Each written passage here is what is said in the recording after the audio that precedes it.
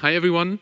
I'm Max. I'm one of the executive directors of the European Carbon Offset Tokenization Association. It's a tongue breaker, but we are a think tank thinking about educating about regenerative finance with a special focus on tokenized carbon credits. This is also the focus of our panel here today. Those of you who are in psychology maybe know the peak-end rule. So if you recall an event, you recall it by the peak and by the end of an event, not the average excitement you got during an event. So I hope this is one of the contenders for your peak. I know that it's the end, sadly, with the pitches, but hopefully we have one of the contenders for your peaks. I want to introduce everyone on the panel. I know we have 35 minutes, and I was here on the last crypto asset conference, and it's always too short of a time. So let's have a quick introduction round. Nadine, go ahead. Hello everyone, I'm Nadine, one of the co-founders of Particula. And with Particula, we are building basically the Moody's for tokenized real-world assets. I'm Victoria Jahn. I'm a lawyer and working with Waldeck Rechtsanwälte. As a lawyer, I'm advising clients in all fields of prudential law and regulation, and we're also covering the DLT-based sector as well as the traditional finance sector. And we are covering the carbon credit market too. Hello, I'm Javier Garcia. I'm working at IntellectEU. I am the lead for digital assets and tokenization. As well, we work on the traditional finance side and also on the crypto asset side. And essentially, we are working a lot with carbon credits and also on the topic on tokenization of them, basically. Yeah. Hi, Torsten, my name. So I'm working for E.ON Group Innovation with a special focus on industry innovation, where we are trying to build new products, business models, and technology solutions for internal business units as well as for external customers. Yeah, that's. Nadine, I want to start with you. We were here on the panel on the last crypto asset conference. Now it's a couple of months have passed, and I want to pose the question that we have for our panel to you. Maybe you can give me a quick primer on, during the last couple of months, do you think our market, so the voluntary carbon market, especially the tokenized carbon credits market, did you see some movement into coming to maturity, or is it stagnating? What is your take on it? And I would be very interested in if you see any maturitization in terms of, for example, demand from institutions. Yeah, okay, so in terms of stagnation or growing, I will describe this year as like it had like a two phases, so to say. So the first phase, I would say the first 3 months of the year, it was more like a growing phase. So I saw a lot of issuers worldwide drop their tokenized assets, and there was a lot of movement. And then a lot of bad publicity happened in the carbon market world. I'm pretty sure maybe one of you can just Google, you find it really fast. There was a Guardian article claiming that carbon certificates are, so to say, scam. And they're not really representing the impact, so to say, and this affected the whole market, and it doesn't matter if it's tokenized or not, it affected everybody. And I think especially combined with the overall market conditions we have in general, I think it came to a more stagnating thing, but it also happened to be that the more, I will say, quality-focused issuer are still going strong, and I see also movement there, but also I saw many players in the last months which were just swept away, and their websites are not even like there anymore. So it's, of course, it's always sad, but it's, I mean, a good thing that we have kind of like a clearing, because last year there was like a huge boom. Everybody was talking about tokenization of carbon. It's the next big thing, and this year I think we saw like a clearing of the ones who couldn't deliver the quality. I want to break up the chronological order here because I want to hear your take on it, Torsten. You are one of the institutions, big brand in the German market, big brand in the energy market. So what is your take on it? Yeah, overall we see that carbon markets are getting more and more important. Does it be tokenized carbon credits? That's a big question. So far, we don't see that many clients requesting that particular solution. But overall, the carbon markets, especially the voluntary ones, are getting more and more important for the whole market. Yeah. Okay, Javier, technology. So do we even need blockchain in the entire picture? Maybe you can give your take on the market and maybe more on the technology side. Where do you see any use case of blockchain technology? And remember, we're on a crypto asset conference. Maybe this gives you a bit of bias. Yeah, thank you. I think that just talking about carbon markets, they are at a completely different state compared to traditional finance and what we've been hearing today and yesterday. Because we've seen that traditional finance are trying to tokenize assets because they are trying to make their markets a little bit more efficient, just a little bit more efficient. And they were just, before there was a session saying that we are spending 20 billion a year to reconcile data. This is not happening with carbon markets. It's a very new nascent market where technology can bring a lot of benefits to the market. And going back to that piece of news from The Guardian, there's no transparency. What technology gives transparency? So it's blockchain, right? So I think there are a lot of problems that can be resolved with blockchain, but we should be pragmatic. We should do the same. We should not do the same thing that is happening right now with traditional markets, like we have to embed blockchain because it has to be blockchain. We need to think, what are the problems that the markets currently have? How can blockchain help? If it can help, I think it can. And how can we just merge both worlds to make it happen? Maybe just for the audience, for your understanding, there are two ways on how we can get a tokenized carbon credit. So you can emit a carbon credit in like our world, so in the non-tokenized world, and bridge it into the blockchain world. And there are also carbon credits that are already emitted on the blockchain. Now the market currently is structured very much to the former. So carbon credits that are issued in our world are bridged into the tokenized world. And I want to hear your take on this, Victoria. Now, if we tokenize basically a certificate that is in our world and we tokenize it into the blockchain world, you're a lawyer, probably most of your clients ask, hey, does that have any ramifications for it? And I want to hear a take on this. Does it have any? And Javier had some takes on, for example, transparency. Do you see something that maybe negates these advantages? I think it's important to distinguish between two pillars. We have on the one hand, we have the idea of implementing a DLT solution to improve the traceability of the supply chain, for example. This is a great usability for DLT solutions, that's for sure.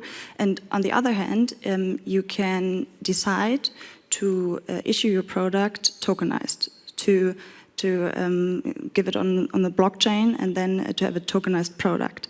And this decision has a great impact on the classification of the carbon credit.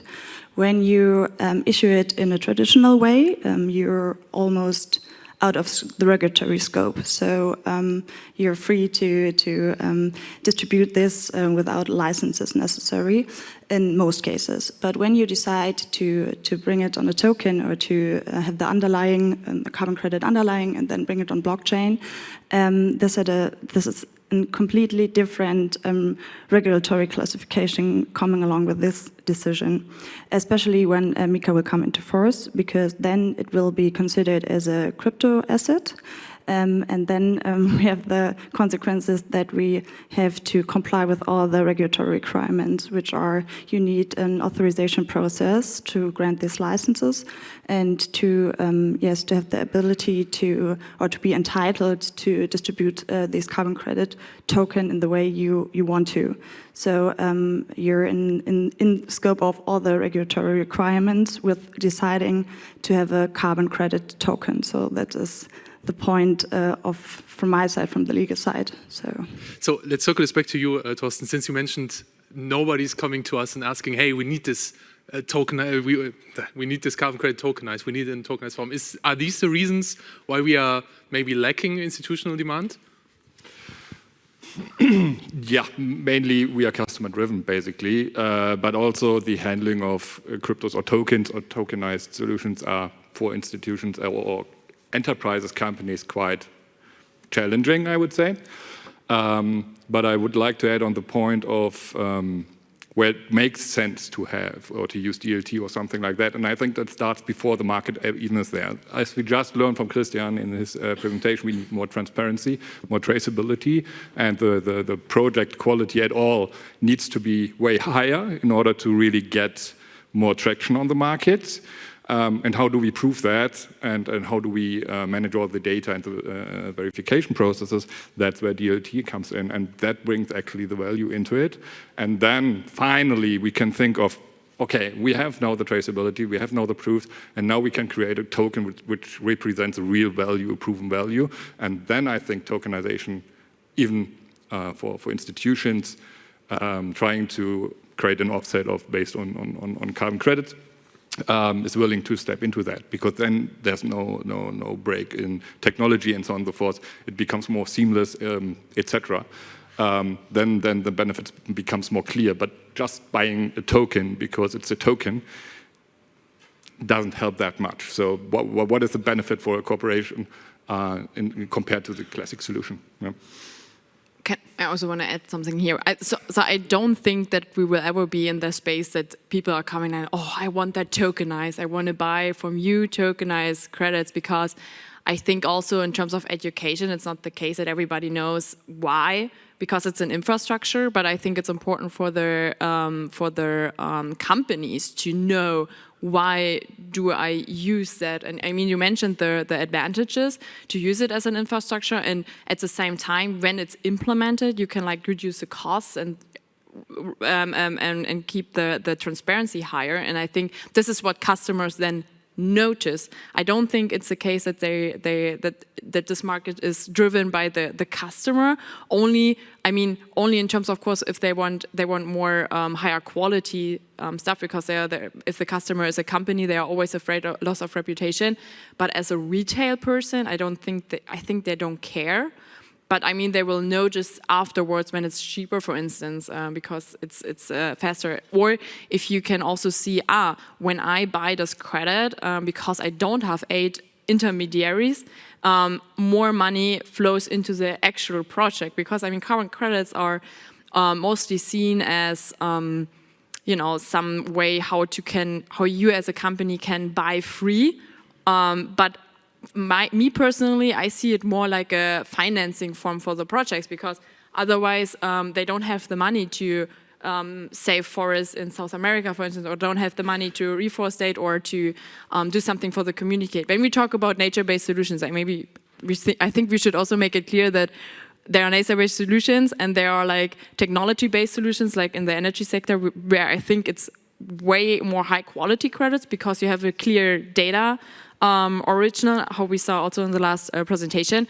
And nature-based solutions is still, of course, a struggle, because you have to put the data on the blockchain, and how you really can access and make sure that the carbon stays into the forest. And technology is not solving this problem.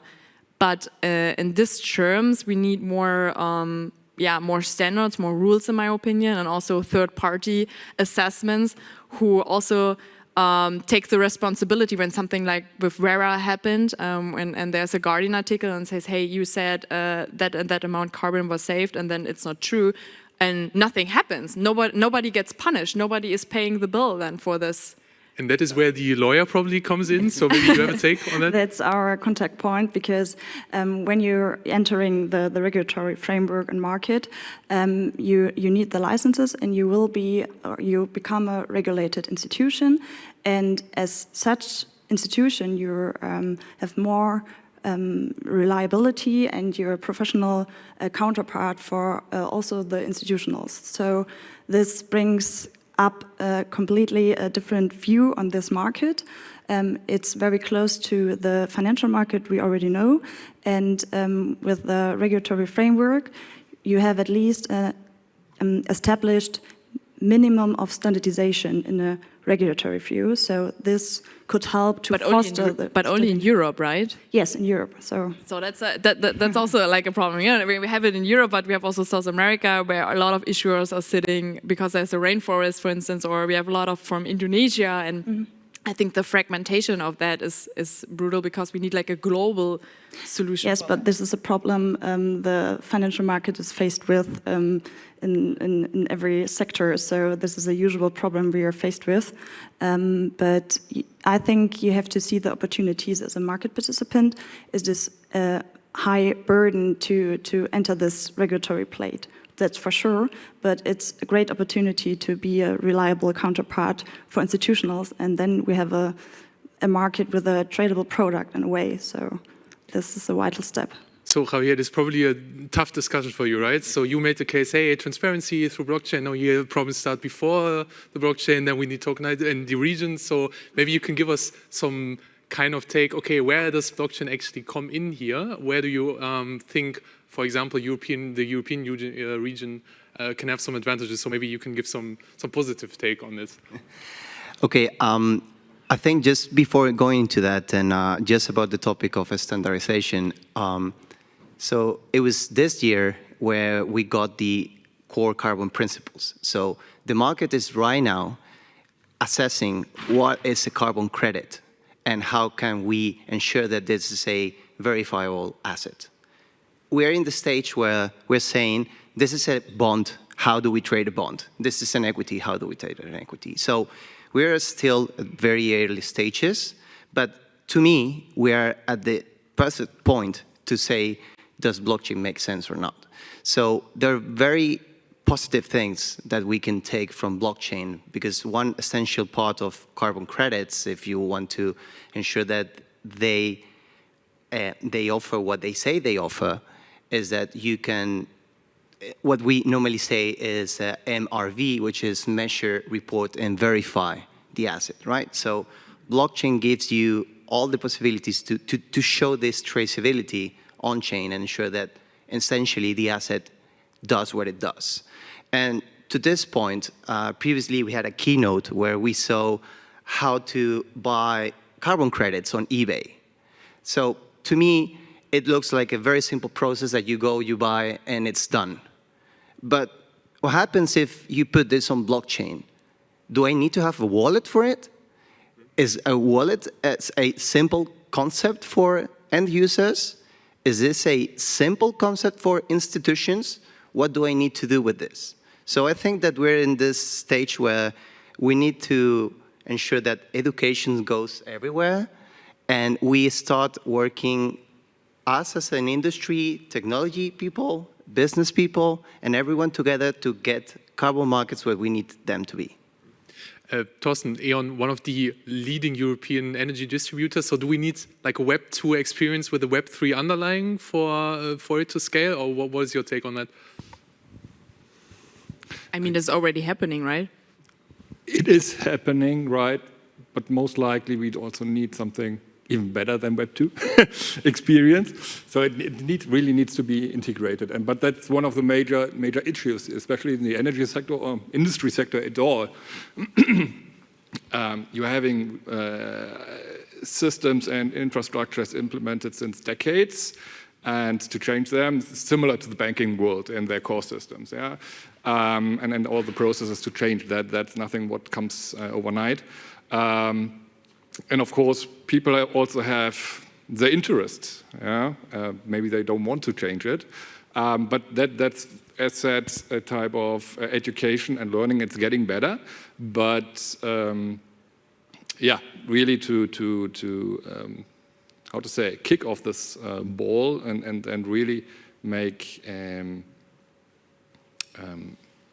corporates acting more proactively on that topic, yeah, still needs to be worked on. Yeah, that's true.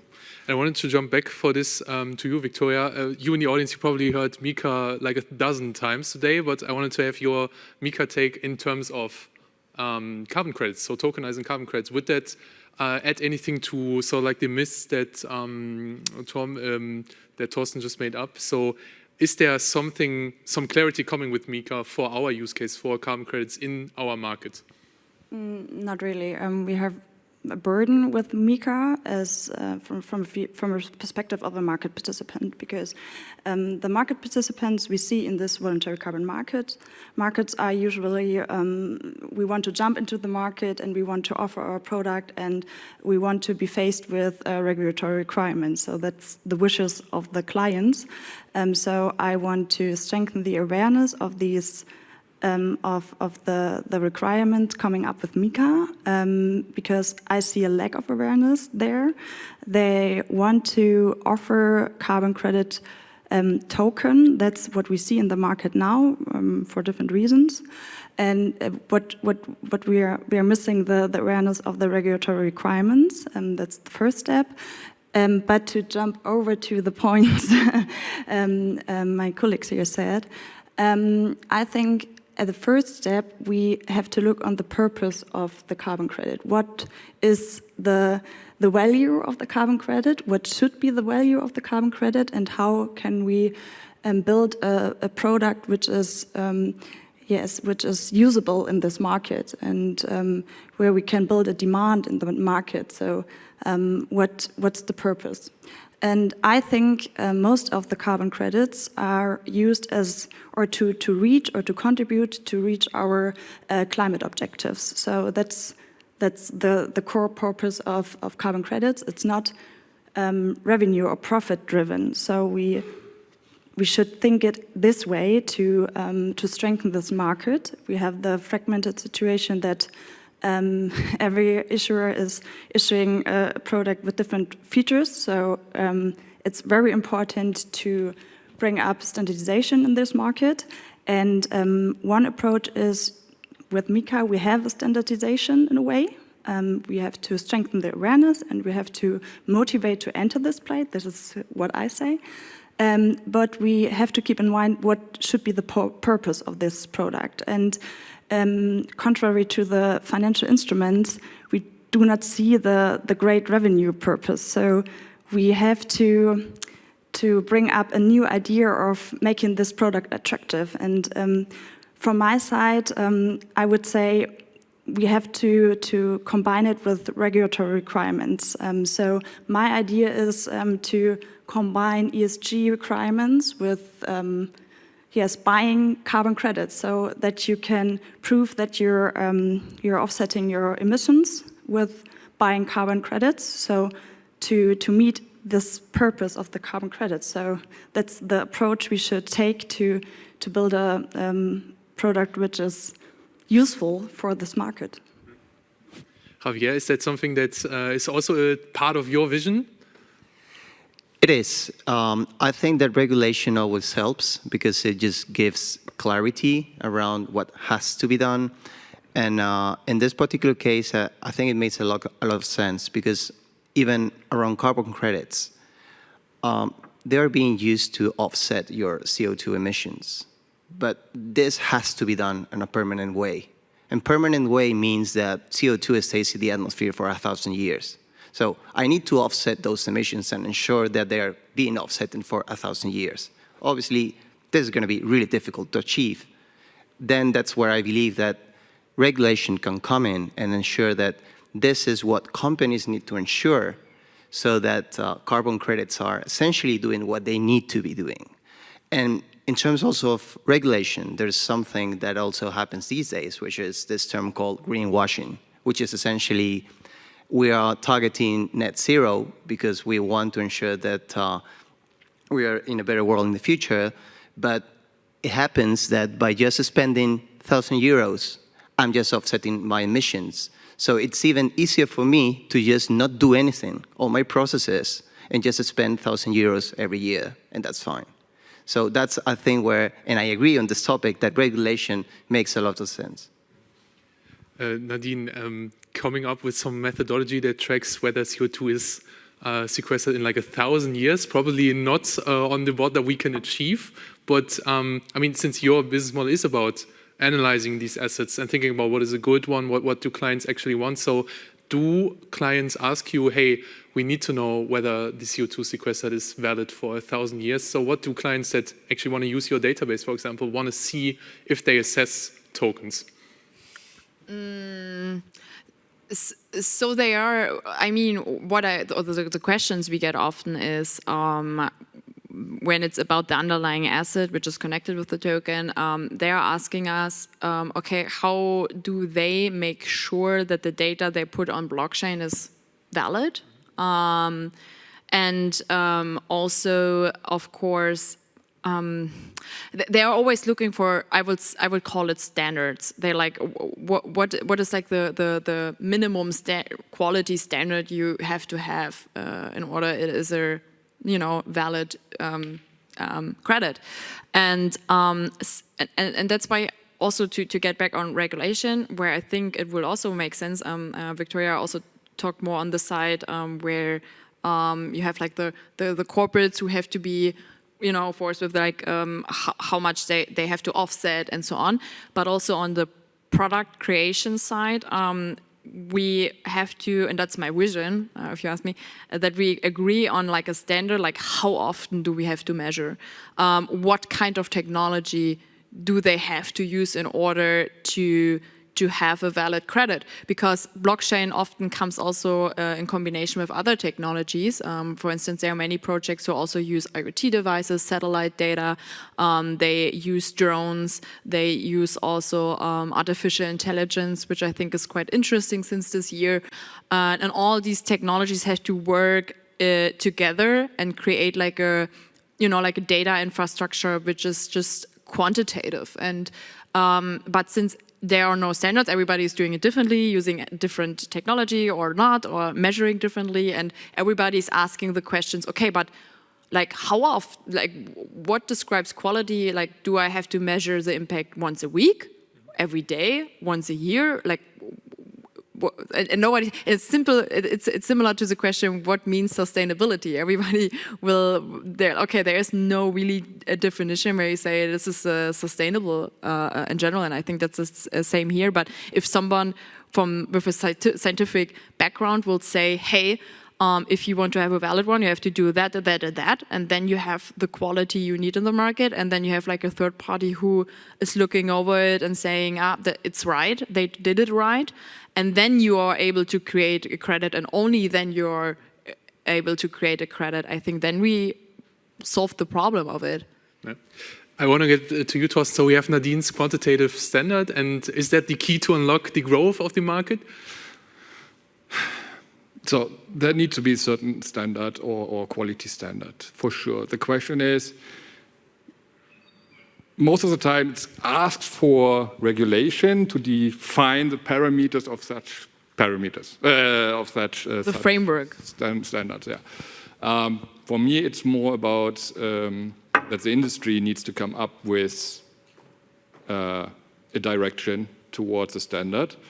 It can't be driven by regulation, and it shouldn't be. So it should be technology neutral or stay technology neutral. It should be, how to say, driven by the market.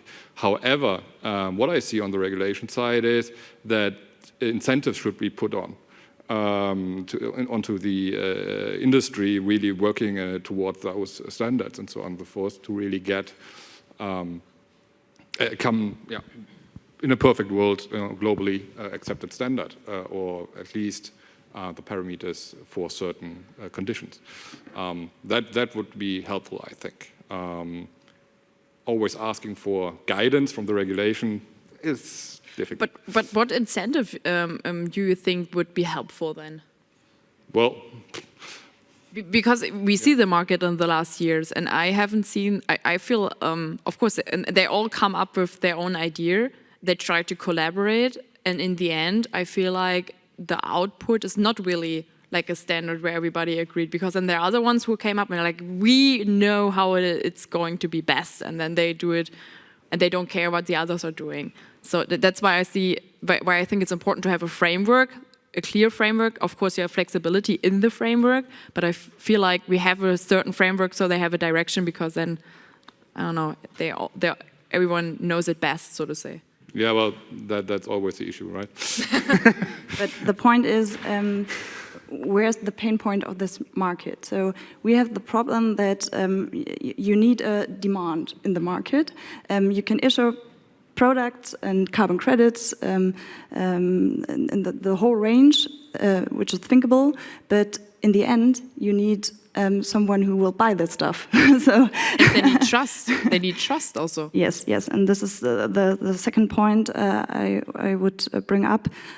What's with the idea to implement a registry which is run by the national competent authority. Like we know the Kryptowertpapierregister in Germany, we could establish such a registry in our member states of the EU, for example. So then we could fix the problem with trustworthiness. And then we have to think how can we build a product which fulfills our standards, and it's then tradable because it's comparable and it has some similarities. So then you can come up with ideas to provide liquidity to this market because you have a standardized product. And in the end, you need someone who will buy this. And I think it's hard to picture that the industry will based on their willingness, buy these products. I think, in a way, they have to be. So they must be forced to do this, and that's the perspective I have. Torsten, do you want to respond to that? We have 2 minutes left. Otherwise, I would close with Javier's outlook.